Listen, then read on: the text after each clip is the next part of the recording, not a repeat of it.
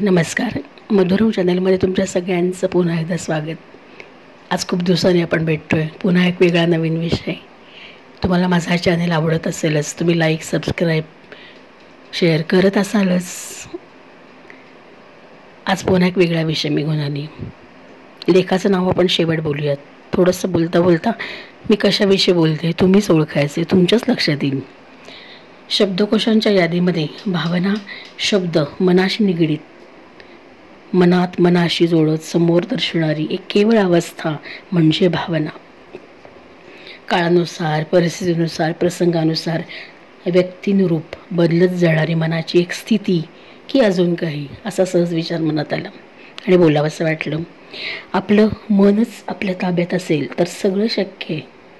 पण मन हे जर भटकत असेल, त्याच्यावर तुमचं नियंत्रण नसेल, तर समोर जाणाऱ्या येणाऱ्या सगळ्या समस्यांचे आपणच साक्षीदार, भागीदार असतो असंही म्हणता येईल. पण मग हे परावलंबित्व मनाचं का कसं येत असावं? मनाला खरंच दुसऱ्या कुठल्या तरी गोष्टींची खरंच गरज असते, आधाराची गरज असते, की ते आपणच ताब्यात ठेवावं लागतं? हा वेगळा विषय होईल थोडा. जन्माला आल्यापासून ती भावना स्पर्शाच्या रूपात जन्म घेते. आईचा होणारा स्पर्श आणि आपलं नातं पहिलं त्या स्पर्शाच्या रूपात व्यक्त होतं आपल्या अस्तित्वामुळं, आपल्या आईशी असलेलं आपलं नातं. आणि मग हेच नातं पुढं फुलत जातं. भावनांचं हे अवलंबून राहणं हे तिथूनच सुरुवात होत असेल का असं वाटलं. मग आपली मनाची स्थिती इतरांच्या आनंदावर अवलंबून असेल का असाही प्रश्न आला. काय येतं हे भावनिक परावलंबित्व? सहानुभूतीच्या रूपात मनाला मनाशी जोडत जातं की कमकुवत करत जातं? नात्यांची वीण मजबूत करण्यासाठी अशा भावनिक परावलंबित्वाची गरज असेल का? तुम्हाला काय वाटतं? आपल्या मनाचा ताबा दुसऱ्या स्थिती, परिस्थिती, काळ, व्यक्ती, प्रदेश यावर अवलंबून असावा का? समाजात राहताना त्याची बंधनं सामाजिक भावनेच्या रूपात, सामाजिक बांधिलकीच्या रूपात, सामाजिक बांधिलकीच्या नावाने बांधलेली असतात. हेही भावनिक परावलंबित्वच म्हणता येईल का? मन आणि भावना परस्पर पूरक असतील तर हे भावनांचं परावलंबित्व येणारच. जगण्याचा एक भाग एकट्या व्यक्तीनं समाजात सामावून घेणं अवघड. मग कधी मनासाठी, कधी मनाविरुद्ध, कधी इतरांसाठी या भावनांचा खेळ मांडावा लागत असेल का असं वाटलं उगाचच. मन, बुद्धी एकाच नाण्याच्या दोन बाजू आहेत. मन त्याचा आधार आणि या सगळ्याचा पाया म्हणजे व्यक्ती, समाज, आपली सृष्टी, कर्म, भक्ती ही सगळी माया असंच काहीसं म्हणता येईल. आणि या सगळ्यासाठी भावनिक परावलंबित्व गरजेचं आहे असं वाटते का? खूप प्रश्न मी तुम्हालाच विचारते, तुमचं तुम्हीच उत्तर घ्या.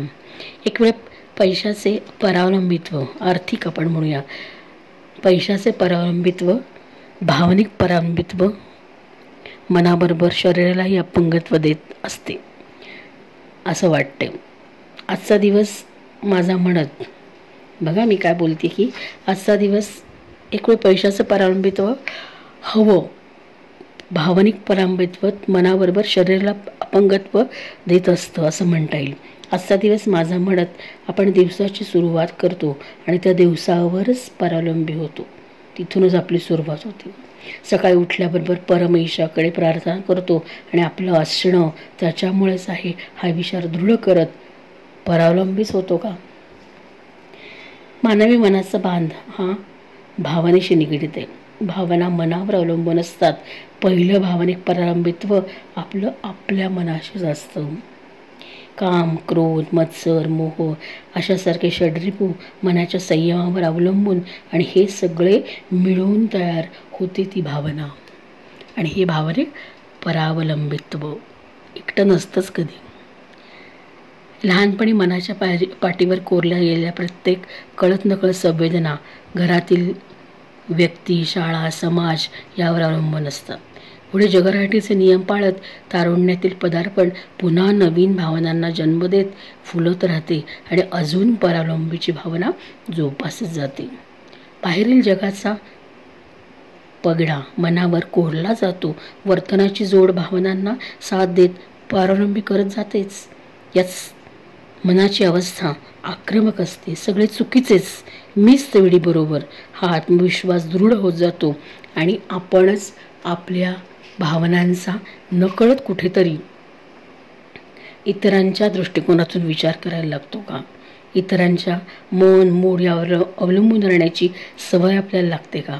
निर्णय क्षमतेचा अभाव, अयोग्य निवड हे सर्व याचाच एक भाग म्हणावे लागतील का? मग घडण्याच्या चुकीतून पुन्हा एकदा शिकण्यापेक्षा बंडाची भावनाही जी पुन्हा तुमच्याच चुकीतून निर्माण होते आणि आपल्याला नकारात्मक बनवते, परावलंबी करते. काळाच्या अंतराने हे परावलंबित्व पुढे अनुभवांना समृद्ध करत परिपक्व होत जातं आणि भावनांचं परावलंबित्व पुढच्या पिढीकडे संक्रमित होत राहतं. मात्र या टप्प्यावर या भावनिक परावलंबित्वाचे महत्त्व, चांगले परिणाम बघायला मिळत असतील आणि आता आपल्यावर भावनिकदृष्ट्या कुणीतरी अवलंबून आहे, ही भावना दृढ होत जाते आणि आपण सुखावतो. जन्मापासून हे परावलंबित्व अंतापर्यंत होत राहते आणि मग लोप पावते. शरीर त्याचा आधार आहे.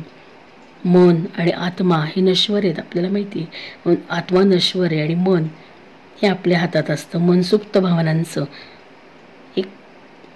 सुप्त भावनांच्या कोशामध्ये दडलेलं एक छोटंसं आपल्या आत्म्याचा एक भाग आहे असं आपण म्हणूया. पुढे काय होतं किंवा काय होत असेल तर पुढचा प्रवास, आत्म्याचा प्रवास हा अनंताची संकल्पना, अनाकलनीयतेची संकल्पना मनात साठवून ठेवतो आणि भावनांना मनापासून मोकळं करत शुद्ध अशा ब्रह्मतत्वात विलीन करतो. तो शेवटचा आपला प्रवास. मी माझं म्हणत जगण्याच्या या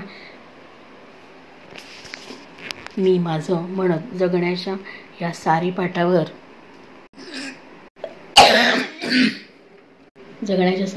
मांडलेले हे नाव भावनांना जपत शेवट अनंताकडे निघून जातात आणि मग नव्याने आपले अस्तित्व दाखवण्यासाठी सज्ज होतात. पण तेव्हाही त्याला हवा असतो आधार. आत्मा अमर असला तरी शरीर नश्वर. अशा शरीरात आपले स्थान शोधत आत्म्याचा प्रवास एका जन्मातून दुसऱ्या जन्मात चालू असतो आणि त्याचबरोबर भावनांचे परावलंबित्व मन, आत्मा, बुद्धी यावर अवलंबून असतं.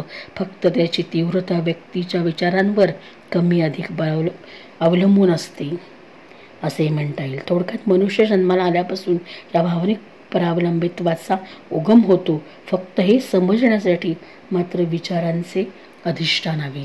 भौतिक जगात या भावनिक परावलंबित्वाचे महत्त्व आहेच, पण पारमार्थिक पातळीवर याचा विचार थोडा वेगळा होईल. परस्पर पूरक होता होता परस्पर विरोधक व्हायला लावते हे भावनिक परावलंबित्व.